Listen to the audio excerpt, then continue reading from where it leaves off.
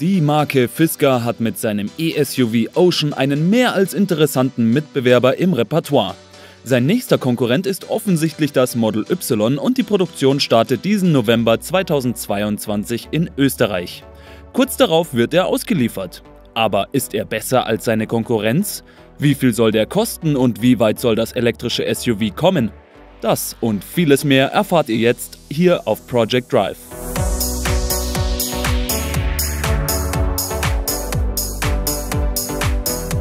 Das Auto ist 4,78 Meter lang, 1,99 Meter breit und 1,63 Meter hoch.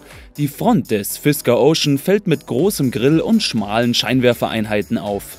Ein kleines, recht hohes Radarsystem hinter Glas ist in der Front untergebracht. Kräftig ausgestellte Radhäuser verleihen dem Elektro-SUV eine muskulöse, sportliche Optik. Serienmäßig montiert Fisker 20 Zoll Räder, gegen Aufpreis gibt es aber 22 Zöller. Die seitliche Fensterlinie steigt zur C-Säule hin an, das wird für die absenkbaren Fenster benötigt. Die C-Säule selbst integriert die Blinker. Solarzellen auf dem Panorama-Schiebedach sollen je nach Wetter Strom für bis zu 2400 Kilometer im Jahr erzeugen können.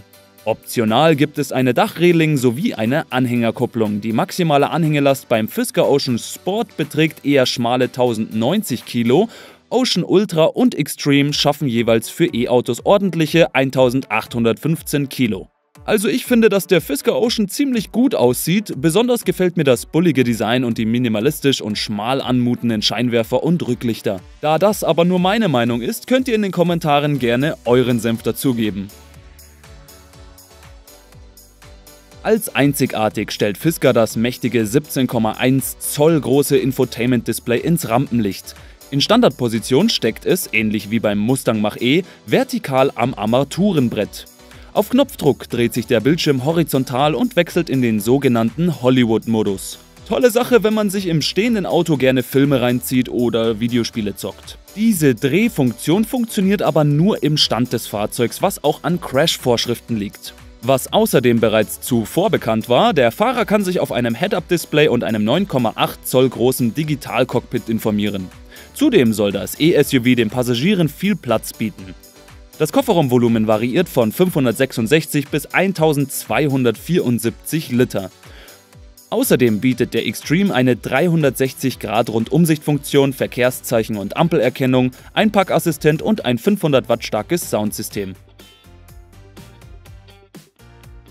Fisker verriet, dass zwei verschiedene Techniken zum Einsatz kommen. Während der Ocean Sport Energie aus einem Lithium-Eisenphosphat-Akku, also einer LFP-Batterie, zieht, verbaut der Hersteller bei den Ausführungen Ultra und Extreme Akkus mit Lithium, Nickel, Mangan, Kobaltoxiden, also einer NMC-Batterie. Die Batterien liefert die chinesische Firma CATL, der größte chinesische Hersteller von Lithium-Ionen-Akkus. In Europa wird es den Fisker Ocean in 3 Ausstattungslinien geben, die sich auch beim Antrieb unterscheiden. Das Basismodell trägt den Namen Sport und kostet vor Abzug der Umweltprämie in Deutschland ab 41.560 €. Ein Elektromotor treibt die Vorderräder an, die maximale Leistung liegt bei 202 kW oder 275 PS. Als nach WLTP-Norm ermittelte Reichweite gibt Fisker 440 Kilometer an. Der mit einem günstigeren Lithium-Eisenphosphat-Akku ausgestattete Fisker Ocean Sport soll in 7,4 Sekunden auf 100 km/h beschleunigen. Weitere technische Daten, darunter Angaben zur Akkuspeicherkapazität, der Ladeleistung und der Höchstgeschwindigkeit, verrät der Hersteller aber leider noch nicht. Alle anderen Ausstattungsvarianten des Ocean haben einen zweiten Elektromotor an der Hinterachse und somit Allradantrieb. Außerdem ist eine LiNMC-Batterie, also eine Lithium-Nickel-Mangan-Kobaltoxid, an Bord.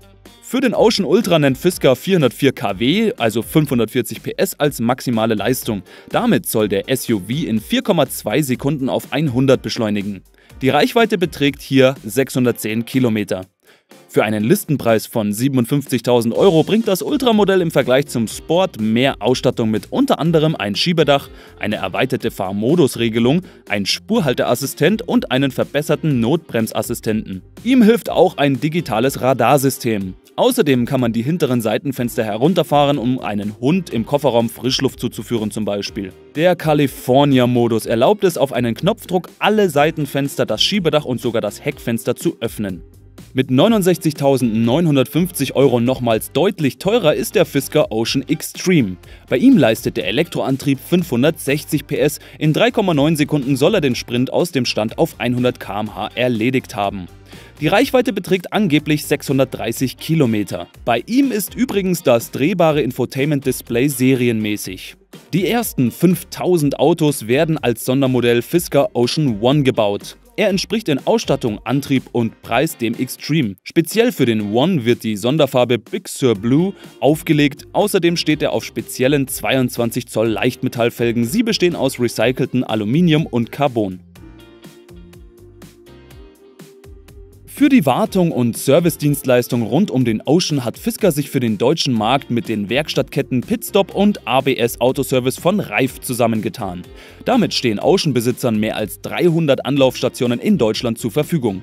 Auf das Gesamtfahrzeug gibt Fisker in Europa eine Garantie von 6 Jahren bis 100.000 Kilometer Fahrleistung. Ebenso lang soll eine Mobilitätsgarantie im Pannenfall helfen. Antriebsstrang und Batterie werden für 10 Jahre bis zu maximal 160.000 Kilometer abgesichert. Im November 2022 soll der Ocean zu den Kunden kommen. Einige Fahrzeuge könnte das Unternehmen dem CEO zufolge schon früher ausliefern. Wenn es soweit ist, verfüge das Auto über ziemlich neue Technologie. Es handele sich seiner Meinung nach um den innovativsten Antriebsstrang auf dem Markt. Laut Aussage von Fisker habe das Unternehmen die sonst übliche Entwicklungszeit von 3,5 Jahren oder 4 Jahren auf unter 2,5 Jahre verkürzt. Deshalb sei beim Marktstart alles brandaktuell. Preislich könnte man erstmal meinen, dass sich der Fisker Ocean in Anbetracht der technischen Daten und der Ausstattung in einem akzeptablen Rahmen bewegt. Auch optisch macht das elektrische SUV einiges her. Aber wie findet ihr den Fisker Ocean und glaubt ihr, dass er wirklich ab November ausgeliefert wird? Schreibt es mir in die Kommentare. Vergesst auch nicht, ein Abo und einen Daumen nach oben dazulassen. Wir sehen uns beim nächsten Mal. Ciao.